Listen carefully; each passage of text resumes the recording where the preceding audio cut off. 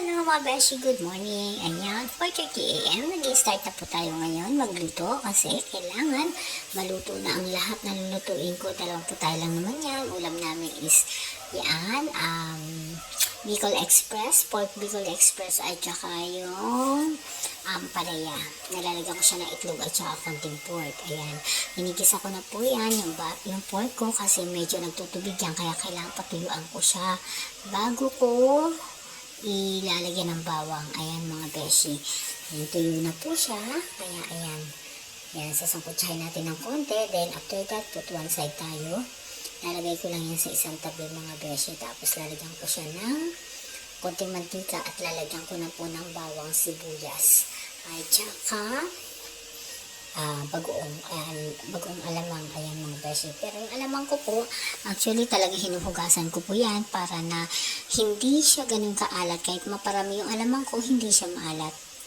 Ayan mga beshi. Ayan po. Tapos diretso lang.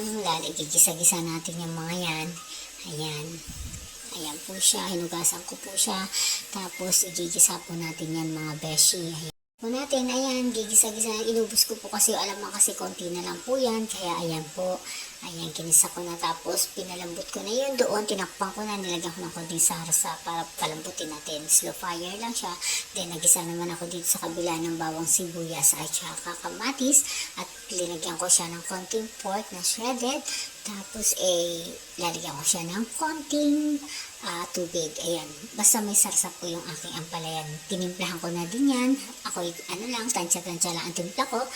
Depende sa inyo kung gaano kaalat kayo. Ganyan po ako kasi magluto. Ayan, mabilisan talaga. At saka ampalaya, dali lang po yan talaga. At saka ampalaya ko po, kasi ay binabad ko na yan sa tubig na may asin. At tapos pinigaan ko siya para hindi po siya ganun ka pait. Ayan. Dinagdagan na naman natin ng tubig yung aking pork,